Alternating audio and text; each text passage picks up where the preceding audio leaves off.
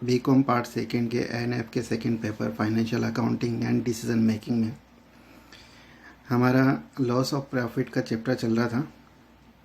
मैंने आपको बताया था कि लॉस ऑफ प्रॉफिट को क्लेम को ज्ञात करने के लिए हमें विभिन्न स्टेप में कैलकुलेशन करनी पड़ती थी। जैसे सबसे पहले शॉर्ट सेल्स को कैलकुलेट करना, उसके बाद रेट ऑफ ग्रॉस प्रॉफिट को, देन लॉस ऑफ प्रॉफिट, और उसके पश्चात इंश्योरेबल अमाउंट के बारे में हमने अब तक पढ़ा था।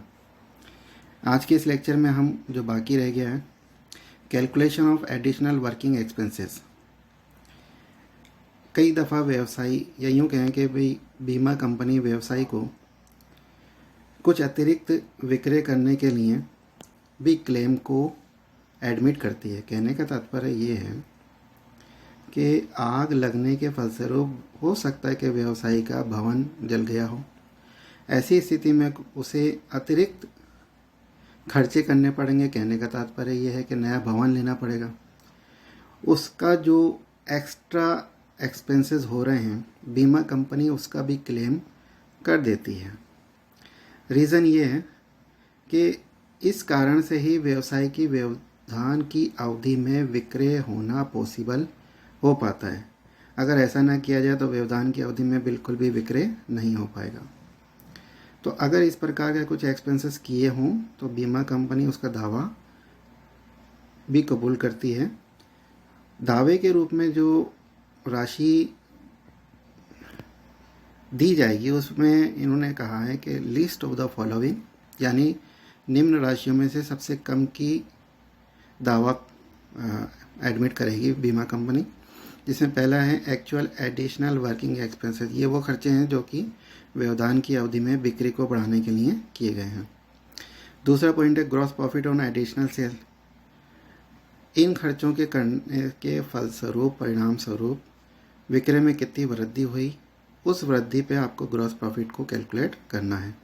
तीसरा एक फार्मूला है, ज़्यादातर लेखकों ने इस फार्मूले को अपनाया है, जिसमें net profit plus insured standing charges oblique net profit plus all standing charges into additional working expenses. इन तीनों राशियों में से जो सबसे कम राशि होगी उसका दावा बीमा कंपनी से व्यवसायी द्वारा लिया जाएगा। तो इट मीन्स कि अब हमारा जो टोटल क्लेम होगा, व्यवसायी जो टोटल क्लेम बीमा कंपनी से लेगा, उसमें कुछ इस तरीके से शामिल किया जाएगा। लॉस ऑफ प्रॉफिट जो हमने अभी 3 कैलकुलेट किया था उसको लिया जाएगा। उसके बाद जितने भी एडिशनल वर्किंग एक्सपेंसेस हुए हैं उसको भी इसमें शामिल कर लिया जाएगा। इस राशि में से अगर मान लीजिए, जैसा कि मैंने बताया था आपको कि स्टैंडिंग चार्जेस का भी बीमा कराया जाता है, उसमें किसी प्रकार की कोई बचत हुई हो तो उसे इस टोटल राशि में से माइनस करके टोटल क्लेम ज्ञात कर लिया जाएगा। टोटल क्लेम की राशि प्राप्त हो जाने के फलस्वरूप बाद क्लेम की राशि ज्ञात की जाएगी और क्लेम बिल्कुल वैसे ही ज्ञात करेंगे जैसे अभी हमने एवरेज क्लॉस के समझा था कि किस प्रकार से उसका एक फार्मूला है कि insured amount oblique insurable amount into loss of profit. तो उसमें लॉस ऑफ प्रॉफिट के बजाय हम टोटल क्लेम लिख देंगे। एक एग्जाम्पल को समझ के द्वारा इस पूरी वर्किंग को समझ लेते हैं और फिर उसके बाद इस चैप्टर को कंक्लूड करते हैं। ये कह रहे हैं कि ऑन अकाउंट ऑफ फायर 15 जून को किसी व्यवसायी के भवन में आग लग गई 2020 को। The working remain disturb.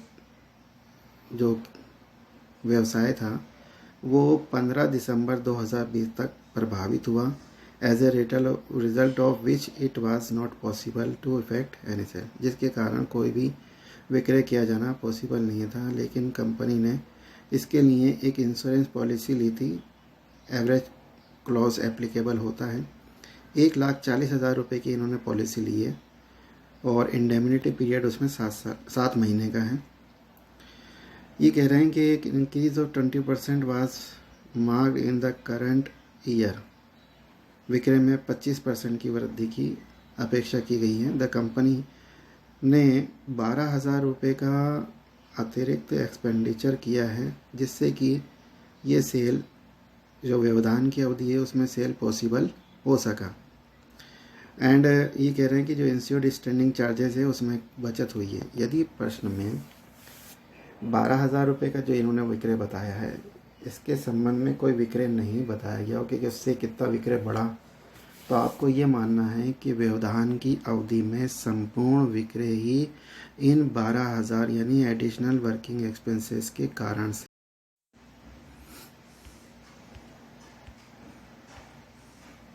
और इन्फॉर्मेशन दी गई है। Actual sales from 15 June 2020 to 15 December 2020 70,000 रुपये ये व्यवधान की अवधि का विक्रय है। पिछले साल का इसी अवधि का विक्रय 2,40,000 रुपये का था। पिछले वित्तीय वर्ष का नेट प्रॉफिट 80,000 रुपये दिया गया है। इंश्योर्ड स्टैंडिंग चार्जेस और टोटल स्टैंडिंग चार्जेस पिछले साल के 70 और 1,20,000 और इसी के साथ से पिछले साल का फाइनेंशियल ईयर का टर्नओवर दे रखा है 6 लाख रुपये। आग लगी उससे तुरंत पूर्व के 12 माह का विक्रय 5,60,000 रुपये का दिया गया है। आपसे कहा गया है कि क्लेम की राशि ज्ञात करें। स्टेप टू स्टेप इसमें वर्किंग करेंगे। Step first, calculation of short sales. पिछले साल की व्यवधान की अवधि का विक्रय लिखा जाएगा सेल्स फॉर द पीरियड 15/6 से 15/12/2019 2,40,000 रुपये है। 25% इंक्रीज एक्सपेक्टेड है, इसलिए हम 60,000 रुपये लिख देंगे। एडजस्टेड स्टैंडर्ड सेल्स 3 लाख रुपये का हुआ। उसमें जो एक्चुअल सेल्स हुई है व्यवधान इंटरप्शन पीरियड में 70,000 रुपये को घटा के हम शॉर्ट सेल को कैलकुलेट कर लेंगे जो 2,30,000 रुपये आ रही है। उसके पश्चात स्टेप सेकंड में हम रेट ऑफ ग्रॉस प्रॉफिट को कैलकुलेट करेंगे। फार्मूला वही है, rate of gross profit is equal to net profit plus insured standing charges into 100 sale. सारे आंकड़े पिछले वित्तीय वर्ष से संबंधित हैं, इसलिए हम नेट प्रॉफिट 80,000 रुपये, इंश्योर्ड स्टैंडिंग चार्जेस 70,000 रुपये लिख के सेल्स 6 लाख रुपये की राशि लिखने के पश्चात 100 से मल्टीप्लाई करके रेट कैलकुलेट कर लेंगे जो 25% आ रही है। थर्ड स्टेप हमारा होगा calculation of loss of profit. इसका फार्मूला वही है, short sales into rate of gross profit. तो 2,30,000 इंटू 25% 57,500 रुपये हमारा लॉस ऑफ प्रॉफिट आ जाएगा। उसके पश्चात की जो आज हमारा इम्पोर्टेंट टॉपिक जिस पे है calculation of claim for additional working expenses. निम्न में से सबसे कम राशि की कटौती उसे क्लेम मिलेगा। एक्चुअल एक्सपेंसेस 12,000 रुपये के हुए हैं। Gross profit on additional sales 70,000 रुपये के विक्रय पर 25% की दर से हम 17,500 रुपये की राशि कैलकुलेट की। तीसरा जो फार्मूला है उसके अनुसार हमने राशि कैलकुलेट की है जो कि 9,000 रुपये आई है।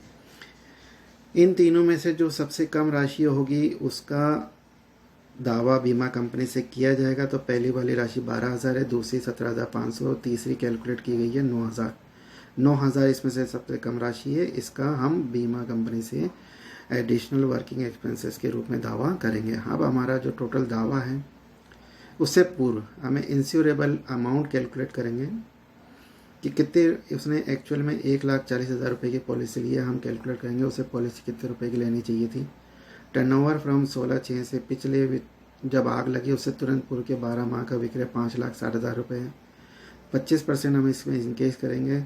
एडजस्टेड एनुअल सेल्स 7 लाख रुपये का आएगा। इसमें हम ग्रॉस प्रॉफिट निकालेंगे तो ये पॉलिसी टू बी टेकन है 1,75,000 रुपये। व्यवसायी को 1,75,000 रुपये की बीमा पॉलिसी लेनी चाहिए थी, परंतु उसने 1,40,000 रुपये की बीमा पॉलिसी ली है, इसलिए उसका टोटल क्लेम भी कम कर दिया जाएगा। क्लेम कुछ इस तरीके से किया जाएगा। लॉस ऑफ प्रॉफिट 57,500 रुपये है, उसमें एडिशनल वर्किंग एक्सपेंसेस 9,000 रुपये जोड़ दिए जाएंगे। टोटल क्लेम 66,500 में से, लेकिन इसमें कुछ बचत भी हुई है। इंश्योर्ड स्टैंडिंग चार्जेस जो प्रश्न में आपको दिया गया है 2,000 रुपये माइनस कर देंगे। टोटल लॉस ऑफ प्रॉफिट 64,500 रुपये का है, इसका हम क्लेम करेंगे। फार्मूला है वही हमारा एवरेज क्लेम एप्लीकेबल होता है। तो इंश्योर्ड अमाउंट और इंश्योरेबल अमाउंट हम दावे को आनुपातिक रूप से कम कर देते हैं जितना व्यवसायी ने कम राशि का बीमा लिया है। तो 1,40,000 रुपये को ऊपर लिख दिया, 1,75 को नीचे लिख दिया और 64,500 रुपये जो एक्चुअल हमारी लॉस ऑफ प्रॉफिट है उसको हमने लिख दिया। टोटल लॉस जो हुआ है इस प्रकार से ये 51,600 रुपये की राशि आ जाएगी। व्यवसायी बीमा कंपनी से 51,600 रुपये का दावा करेगा। धन्यवाद।